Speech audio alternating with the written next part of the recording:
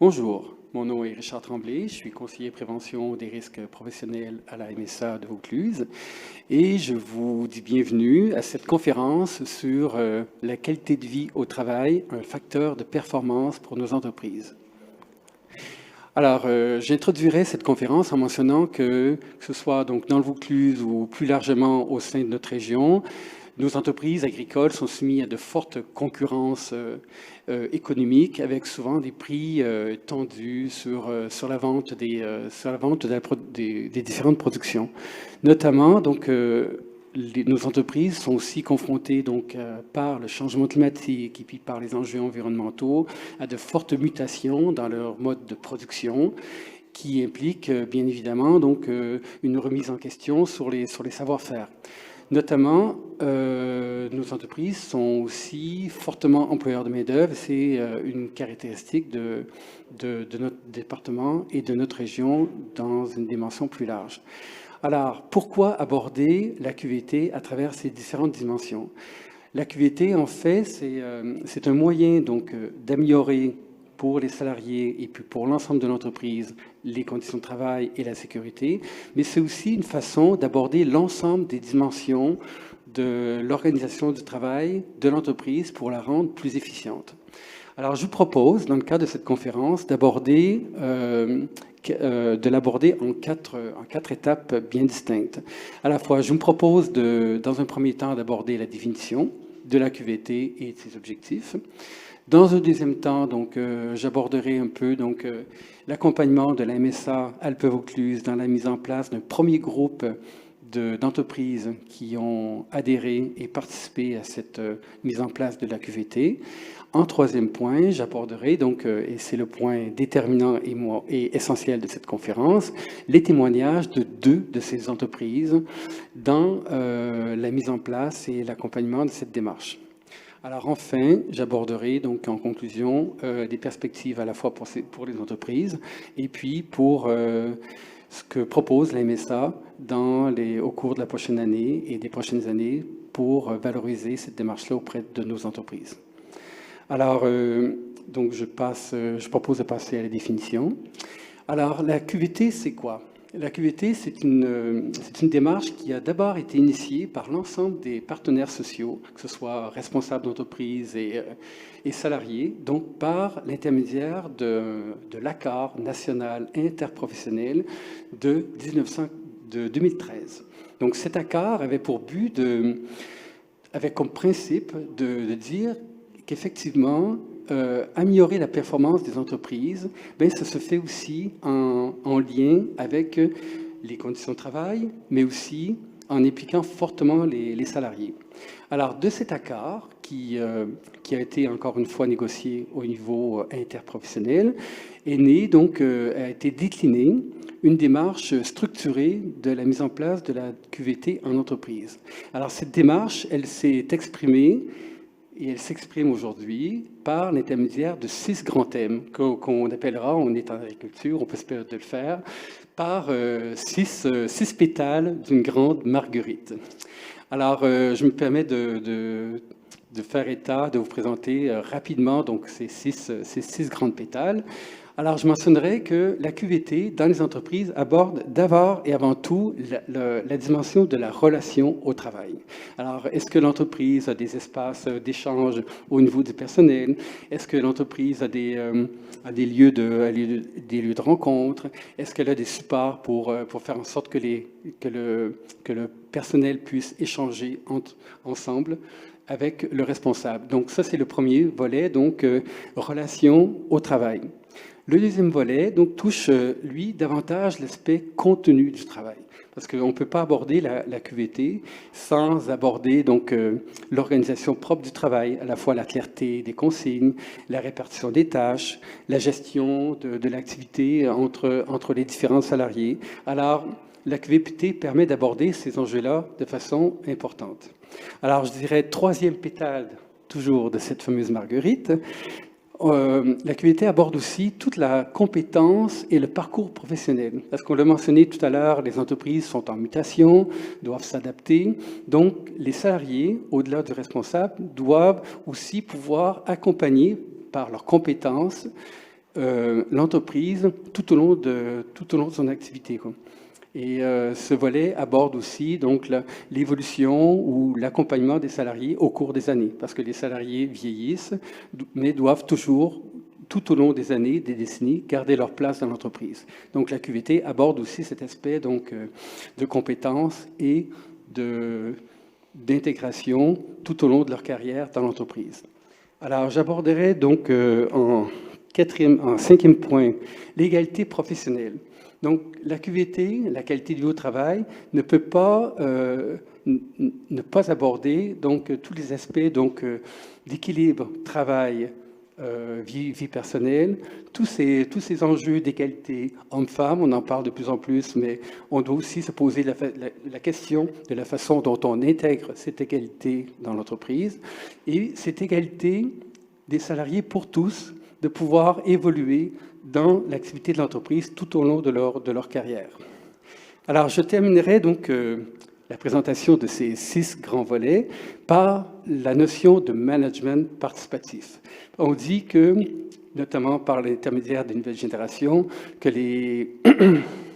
les salariés ont besoin de sens au travail. Aujourd'hui, on se dit, les jeunes disent, oui, mais je travaille pourquoi? Quel est l'objectif? Et quelle est ma contribution dans mes efforts au sein de l'entreprise? Alors, ce qui est important, c'est que le QVT l'aborde aussi, toute cette notion de clarté des orientations d'entreprise, pourquoi on est là et comment on peut effectivement travailler au bénéfice de la production et de la qualité de l'entreprise. Donc voilà, ces 6 grands thèmes qui seront notamment déclinés dans le cadre du témoignage de nos 2 belles entreprises.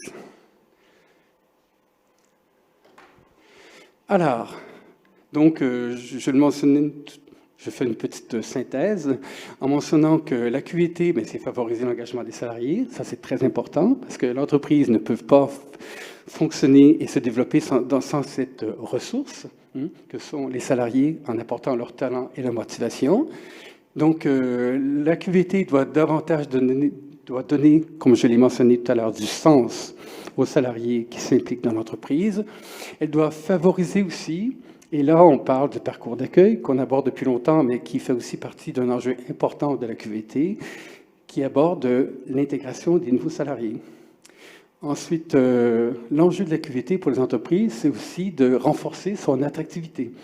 Donc, les entreprises agricoles sont souvent marquées par une désaffection de la part de salariés.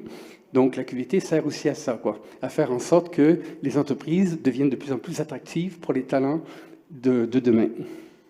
Et il y a aussi cette notion d'image positive.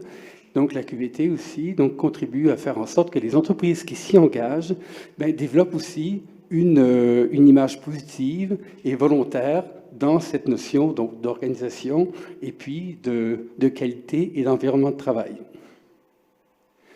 Parce que la santé de l'entreprise passe bien évidemment par la santé de ses salariés.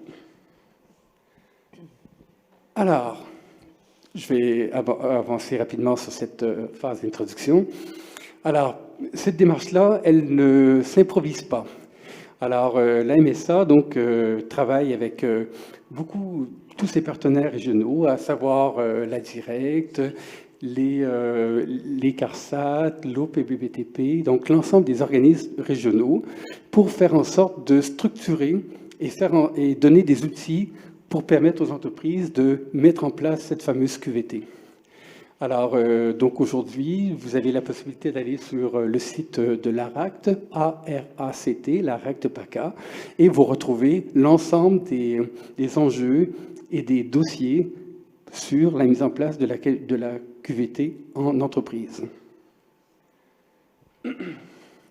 Alors, donc, pour revenir de façon plus concrète à notre conférence, donc la MSA a mis en place une première expérience sur la QVT auprès de 6 entreprises en 2018.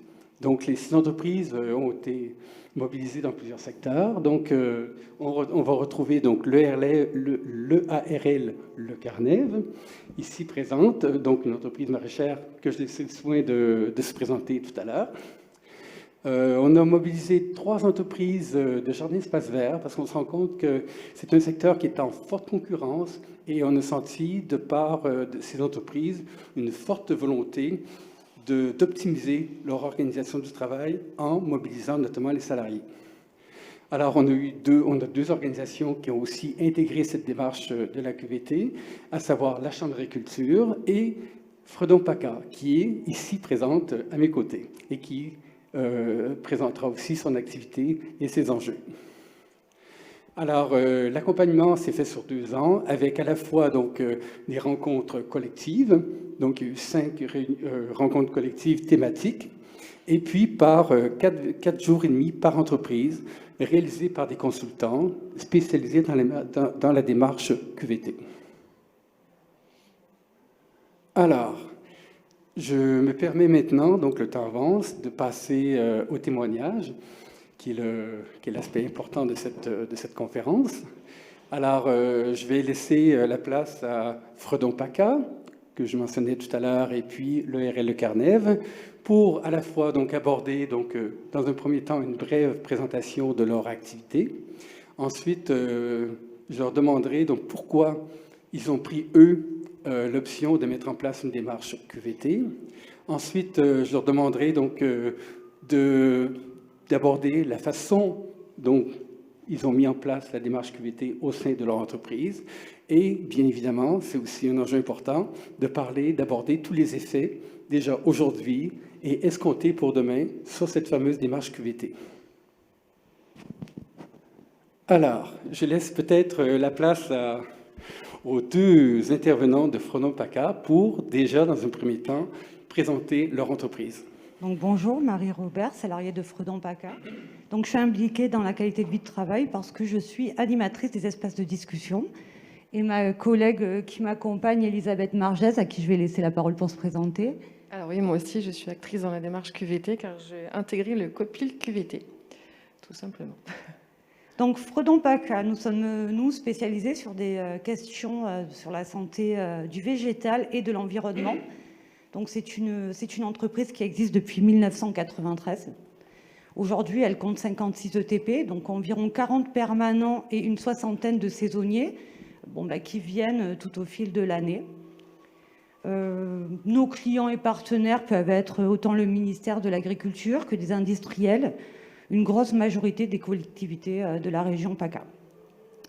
Nous, la qualité de vie au travail s'est imposée à nous puisque nous avons forcément, au vu du nombre de salariés et au vu du nombre d'antennes, puisque nous sommes un peu éparpillés sur toute la région, en passant par le Vaucluse, Bouches-du-Rhône, le 06, donc voilà.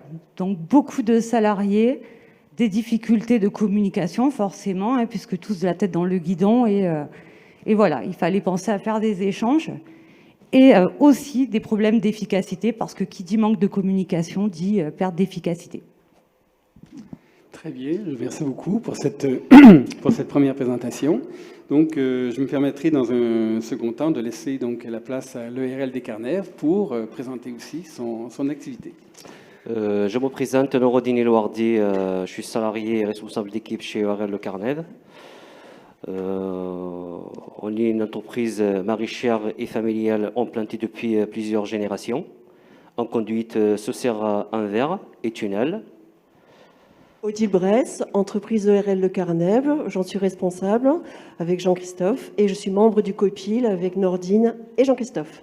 Alors, juste pour une question de définition, donc, quand on parle du COPIL dans le cadre de la démarche QVT, c'est bien le comité de pilotage qui, au-delà des actions qui se font donc, par l'intermédiaire des petits groupes, dont on verra tout à l'heure la déclinaison, coordonne et structure pour l'entreprise l'ensemble de la démarche. Et souvent, le COPIL est représenté soit par des représentants du personnel ou par des personnes qui peuvent avoir un regard transversal sur le fonctionnement de l'entreprise. Alors, je vous laisse poursuivre. Excuse-moi. On est en production tomates fraises. Nous produisons en fait Saucera en verre et des verts légumes en production biologique ce tunnel. On produit de la tomate, céleri, concombre et fenouil, fraises. Je peux vous donner quelques chiffres en fait. En rendement sur l'année, on produit 900 tonnes de tomates, 65 tonnes de fraises, 30 tonnes de concombre. Nous avons une volonté partagée de valoriser la qualité de nos fruits et légumes par la PBI, c'est la production biologique intégrée, le zéro résidu de pesticides, le fameux ZRP, et aussi par l'agriculture biologique, à notre plus grand bénéfice, et ainsi que celui des consommateurs. Et on a de la chance de travailler au milieu des végétaux toute la journée et toute l'année, avec plusieurs métiers, essentiellement manuellement. Et en nombre d'heures travaillées en fait, à l'hectare sur l'année, on est un peu plus de 10 000 heures hectares. Et un tunnel, on a 5 000 heures hectares.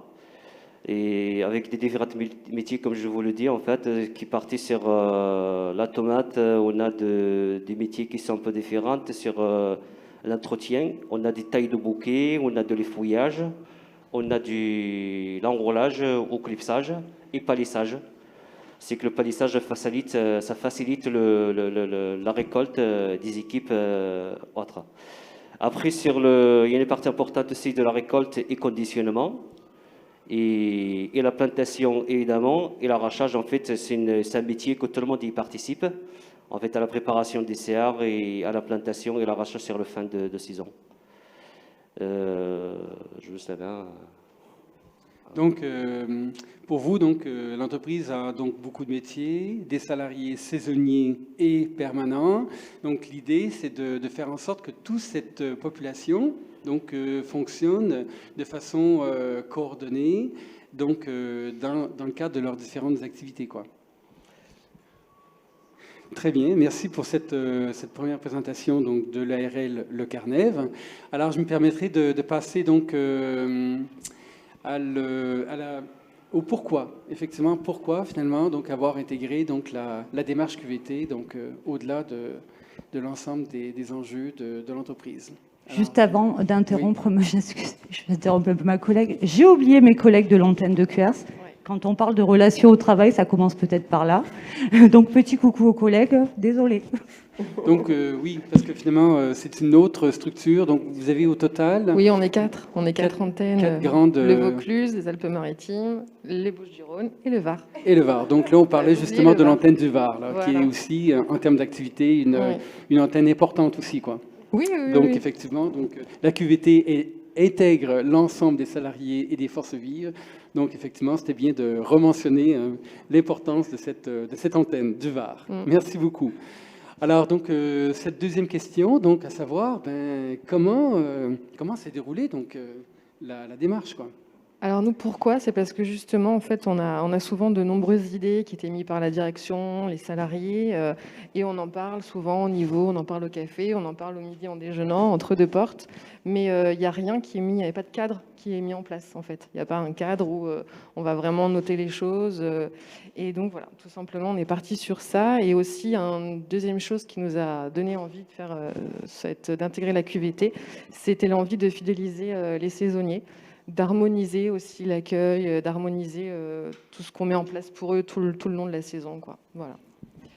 Très bien. Ça donc, faisait partie de notre... sur le contenu du travail et puis l'intégration dans le parcours, quoi. Exactement. Le parcours et dans les voilà. objectifs de l'entreprise. C'était ça qui est ressorti et qu'on verra après, qui est ressorti. Vous avez combien de saisonniers? Parce que alors, ce qu'expliquait une Marie, population importante. Oui, on peut monter jusqu'à une... Enfin, on a des saisonniers de mars-avril jusque-là, à peu près septembre-octobre. Et on peut monter à un maximum de 60 personnes en même temps.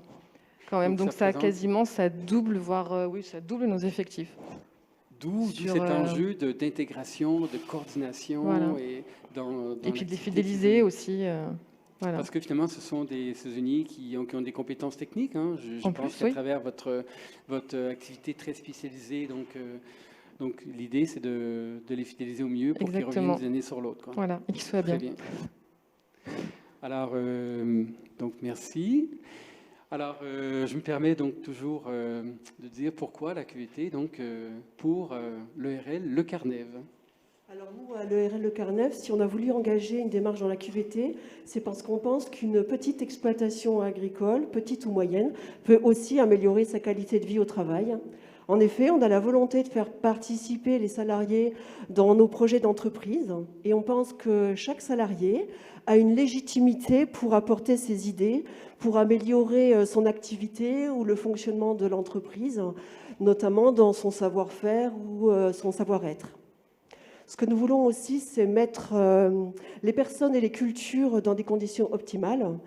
On protège depuis longtemps les cultures en les recouvrant de serres en verre ou de serres en plastique pour les protéger des intempéries comme le froid, le chaud, la pluie, le vent, la grêle. Et notamment aussi par les méthodes culturales, comme tout à l'heure j'avais abordé la protection biologique intégrée, la PBI.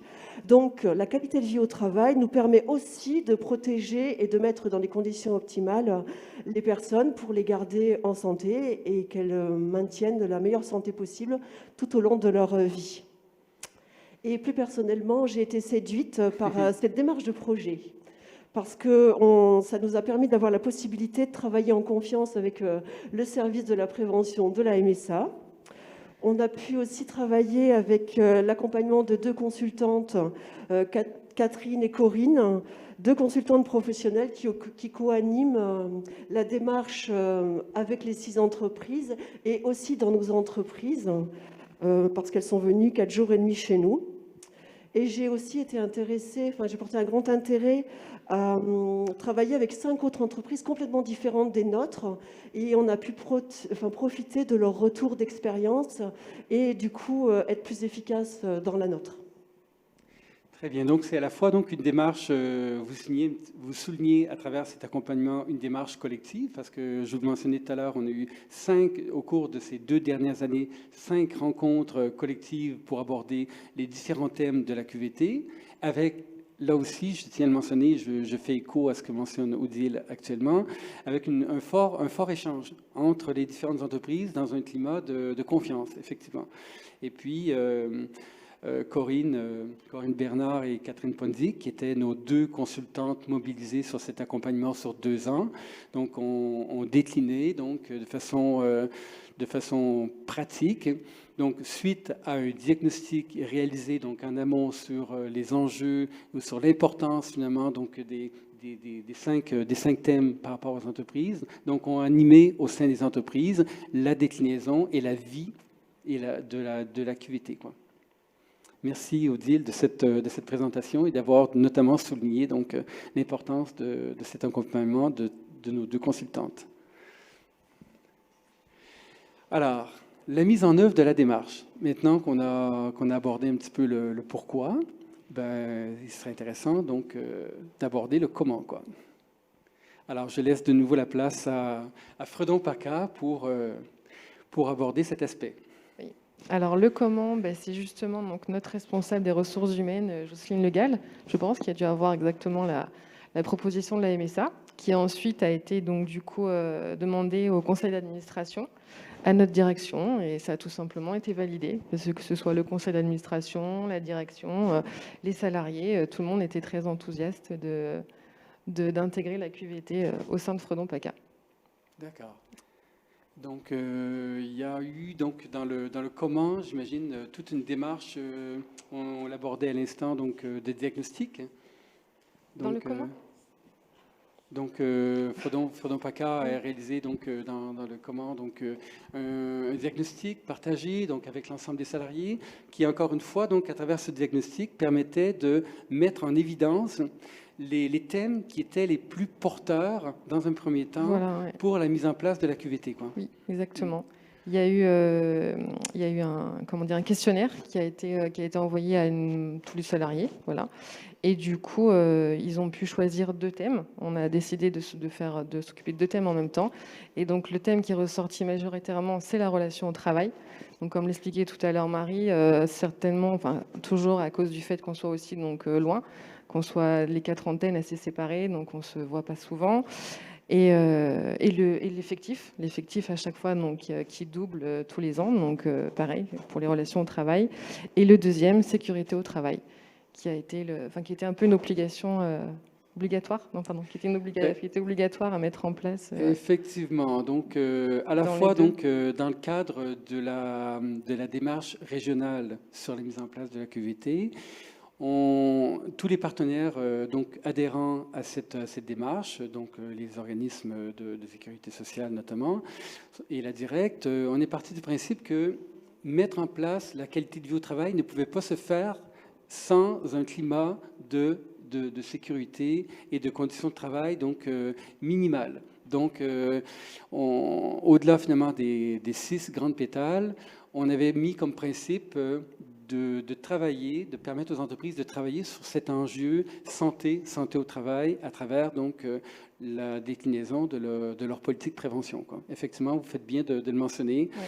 Donc, c'était un enjeu qui était aussi donc important. Donc, parmi les autres, bien évidemment. Exactement. Donc, relation au travail, de par l'ensemble des salariés qui sont un petit peu éparpillés, Oui, donc voilà. avec l'organisation de réunions, avec tous ces enjeux de communication. Exactement. Et puis, donc, encore une fois, donc, cet enjeu de Oui, sécurité exactement, au travail. d'harmoniser, d'harmoniser en fait tout simplement, étant donné que les antennes en effet sont loin, que ce soit les réunions techniques, les choses comme ça, de faire les choses, que ce soit, je cherche le terme, non, c'est ça, harmoniser. Harmoniser, Tout d'accord, simplement. tout à fait. Et optimiser, harmoniser et optimiser. Exactement. Ouais. Très bien, merci beaucoup. Alors, je me permettrai, comme on le fait, donc de passer maintenant donc le micro donc à l'ERL de Carnève pour aborder donc sa démarche.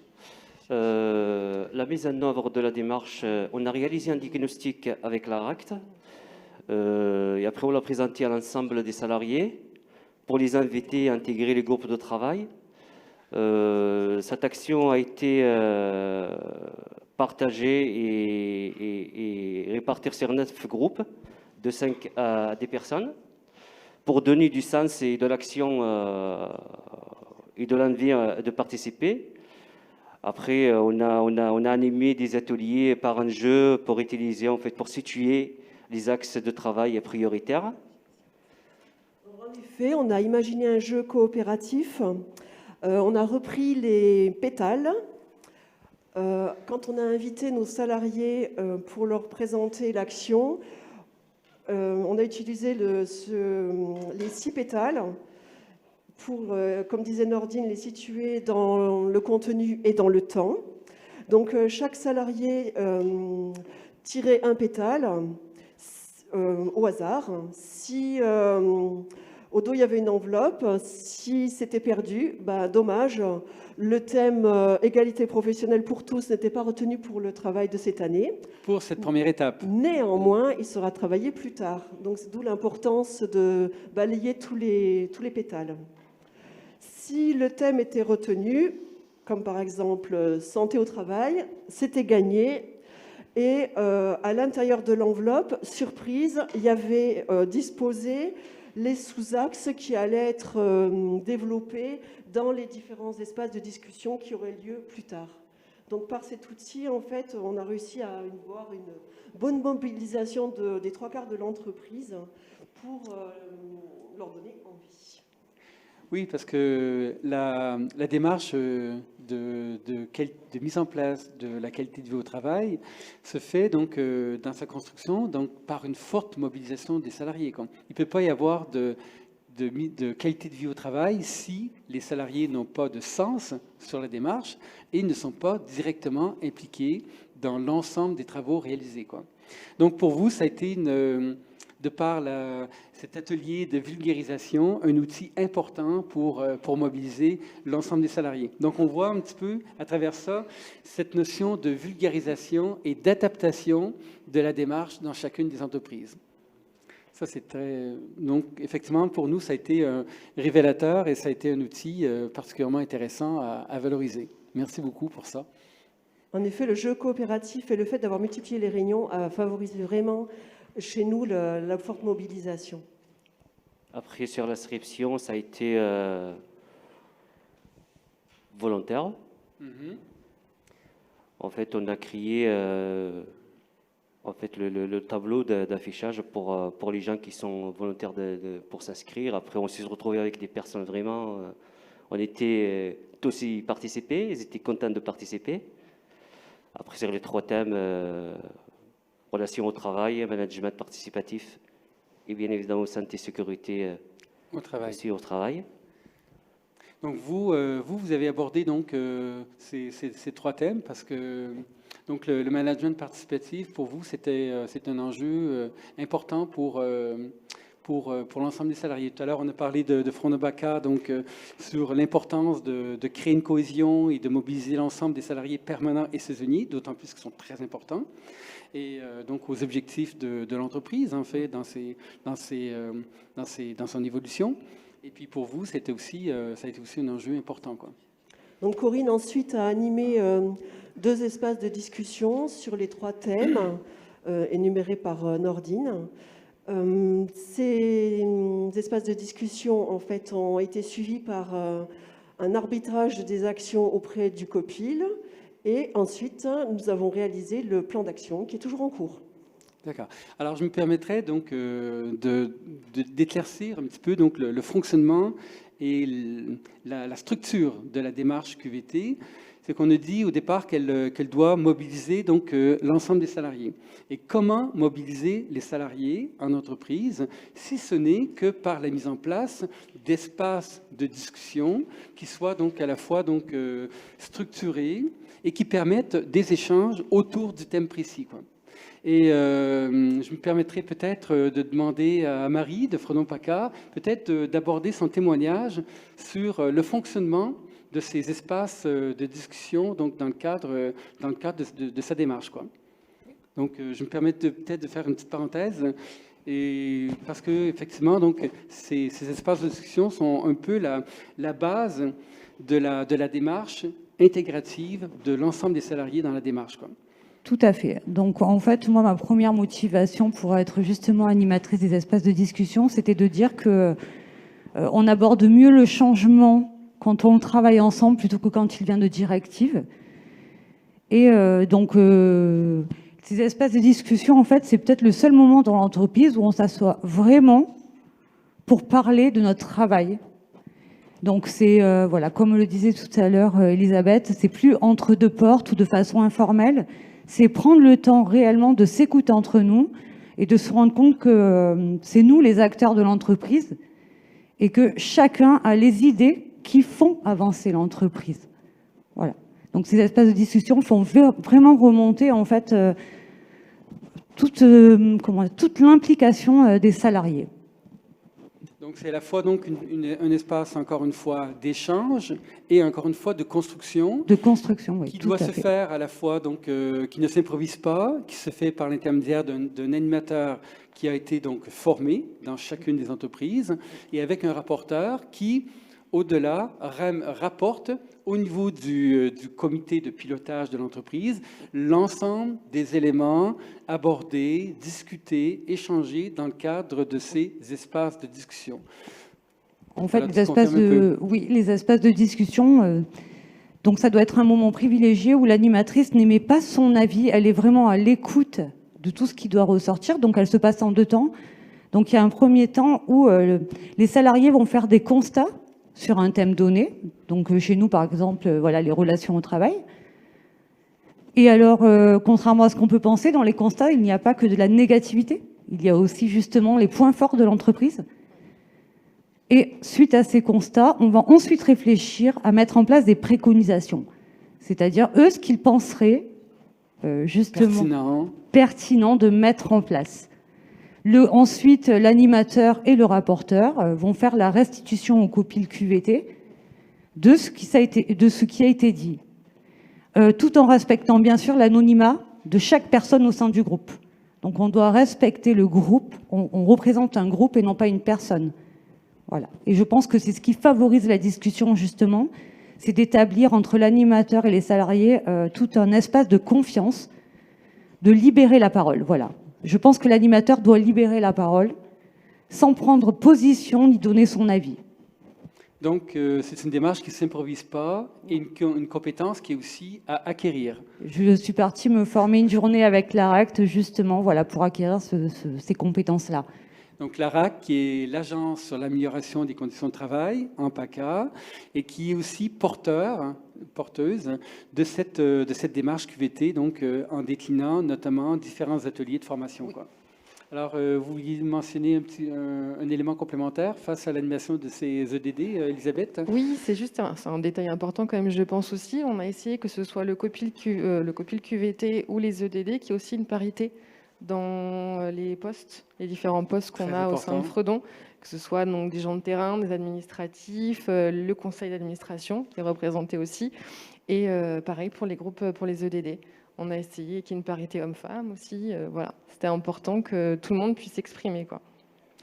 Donc oui, effectivement, vous faites bien de le mentionner, Elisabeth, parce que l'idée, c'est d'intégrer l'ensemble des forces actives de l'entreprise. Et effectivement, vous avez raison, donc les EDD doivent être aussi représentatifs de ces différentes forces différentes de fonctions, l'entreprise, quoi, ouais. et de ces différentes fonctions. Merci beaucoup pour ce complément, Elisabeth. Alors, nous allons passer donc au volet suivant, à savoir, à travers toute cette démarche, cette motivation, donc quels sont les effets, les premières retombées après 2 ans de travail et d'accompagnement sur la démarche QVT donc, en entreprise. Alors, je me permettrai aussi de nouveau de vous laisser la parole donc, pour aborder un petit peu donc, ces premiers effets ressentis. Donc déjà, je pense que le plus important dans les effets ressentis, c'est qu'il faut une volonté forte de la direction et du conseil d'administration, dans notre cas, justement d'intégrer cette démarche, parce que sinon ça ne peut pas marcher. Ensuite, de notre côté, il y a une volonté énorme du côté des salariés de participer aux 2 premiers espaces de discussion. Donc arrive voilà, le fameux choix des salariés, où il doit être représentatif homme-femme, les antennes. Donc voilà, prendre vraiment tous les corps de métier, tout en réfléchissant dans les corps de métier à que chacun puisse y trouver sa place, sa parole. Voilà. Ensuite, donc nous aussi, on a été accompagnés pour les premiers EDD d'une animatrice donc de l'ARACT, Catherine, qui chez moi a suscité l'envie de devenir animatrice.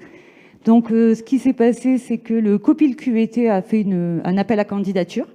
Voilà, il faut savoir qu'on a été choisi, j'ai été choisie selon une candidature pour démontrer mes motivations. Parce qu'il y a eu plusieurs candidatures pour devenir animateur de ces EDD. Nous, on a été 2 chez nous. Donc là, je laisserai le copil prendre la parole pour savoir. Voilà. Ils étaient 2 et on a dû faire un choix, c'est vrai. Voilà. Donc ça montre bien que la réussite de la mise en place et de la vie de cette démarche QVT en entreprise est bien donc liée aussi à cette animation, quoi. Donc à cette rigueur, hein, donc dans le déroulé de l'animation, dans la parole partagée et dans les objectifs qui doivent être clairs d'abord et avant tout partagés auprès de l'ensemble des équipes, quoi. Ouais. Donc lors de la réalisation de ces fameuses rencontres de discussion, quoi. Donc en fait, oui, il faut quand même comprendre que les espaces de discussion n'ont pas pour but d'édulcorer l'entreprise, mais réellement de la faire avancer.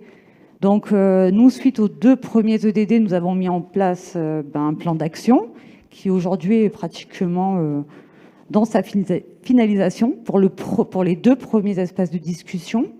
Depuis, nous avons mis un autre espace de discussion en route concernant le télétravail suite au Covid-19. Sujet d'actualité, bien évidemment. Voilà.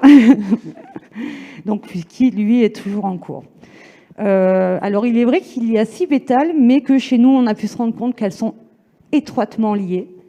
Et que dans les espaces de discussion, forcément, même si on parle de télétravail, peut arriver une question sur le management, par exemple. Et d'où des idées ont surgi, grâce à l'ARACT d'ailleurs, qu'on remercie, d'élaborer un RACI pour justement améliorer les pratiques managériales à Fredon PACA. Se rendre compte aussi que le rôle de chacun, parce que c'est vrai qu'une fiche de poste, souvent, ne retrace pas réellement le rôle de chacun. Oui. Qui fait quoi quand je suis absente ? qui prend la décision, qui signe. Donc voilà, là, ces premiers EDD ont réellement mis l'accent sur le management chez nous. Ensuite, suite à ces plans d'action, ce qui est important de savoir, c'est qu'il ne suffit pas d'écrire, il faut aussi prouver aux salariés que ça va être mis en place. Tout à fait. Donc aujourd'hui, voilà, il faut quand même que les gens qui ont pris le temps de discuter avec nous, d'émettre des idées, il faut quand même leur prouver que ces idées vont être mises en place et qu'on est vraiment dans une démarche d'amélioration de la qualité de vie au sein de l'entreprise. Donc dans le cas de la fidélisation des saisonniers, par exemple, on s'est posé la question comment avoir leur retour puisqu'ils sont sur le terrain. Souvent, on ne les voit pas. Donc, on a mis en place, par exemple, des questionnaires pour qu'ils puissent nous faire remonter leurs attentes. Une question toute bête, quel véhicule de location on prend pour aller sur le terrain ? Souvent, dans le bureau, on ne peut pas se rendre compte qu'une Twingo, dans les vignes, ça fonctionne mal. Donc voilà, d'où l'importance, voilà, là aussi, de les écouter, de faire remonter leurs attentes. Très bien. Donc, on voit effectivement donc, que ce schéma d'échange est particulièrement important. Et j'insiste un petit peu sur le fait aussi que les salariés ont besoin de concret, quoi. Parce qu'effectivement, la crédibilité de la démarche QVT à l'entreprise est aussi liée aux effets réels ressentis sur le terrain, quoi. Et je pense que ça, vous l'avez bien souligné. Et ce sera, j'imagine, aussi garant de la continuité de la démarche en ayant été crédibilisé par ces effets dans cette première phase, quoi. Oui. Très bien. Donc, je me permets donc de nouveau de passer la parole à l'ERL Le Carnève, à Odile notamment. Alors nous, depuis que nous travaillons dans la démarche qualité de vie au travail, nous avons bénéficié de deux effets principaux. Le premier, c'est l'acquisition, on est en cours d'acquisition d'une démarche structurée et partagée. Et le deuxième, c'est des bénéfices sur l'organisation du travail dans l'entreprise. Donc, par rapport à l'acquisition d'une démarche structurée, eh bien, des techniques d'animation structurées se mettent en place dans notre entreprise et notamment des rencontres sont animées avec des objectifs précis. La première rencontre, comme disait Fredon, c'est le constat, qu'est-ce qui existe dans l'entreprise. Et la deuxième rencontre concerne plutôt les préconisations élaborées par les salariés. Dans notre entreprise, dorénavant, les rôles se partagent. On a des participants, on a un rapporteur et on a deux futures animatrices. Donc, le rôle du rapporteur est très important chez nous parce que c'est celui qui transmet au COPIL, au comité de pilotage, les préconisations.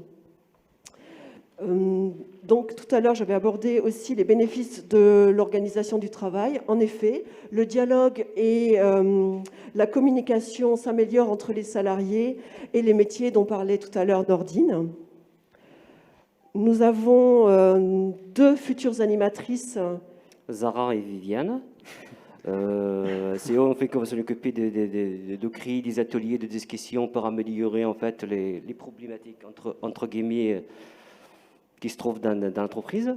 Mais ça leur permet aussi de partager avec les salariés les remontées qui sont en fait toujours dans la discussion. Ils vont créer en fait des petits groupes pour par exemple régler des situations de travail irritantes, exemple récupération des blues dans l'entreprise au travail, c'est qui fait, c'est qui ne fait pas. L'organisation des pauses. L'organisation des pauses, il y a le café par exemple, c'est qui achète le café ou c'est qui... entre guillemets, en fait, ça me paraît en fait rien, mais finalement, ça crée quand même un tas de choses.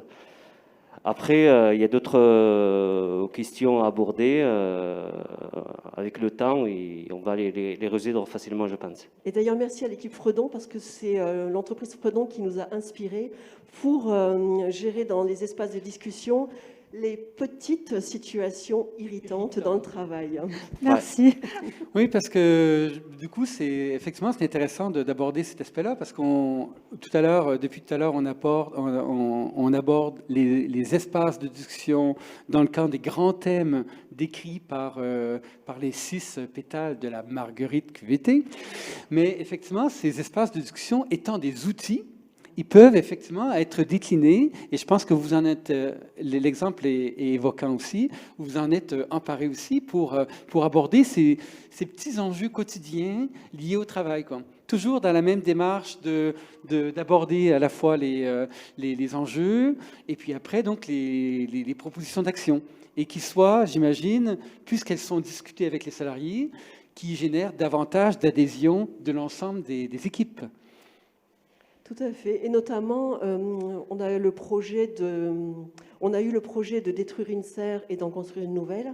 Et donc, la démarche QVT nous a aidés pour évoluer avec nos salariés et que chacun puisse aussi s'exprimer. Et dans ce même esprit, on pense maintenant que la qualité de vie au travail va renforcer la résistance de notre entreprise dans des situations plus difficiles d'ordre technique, social ou économique.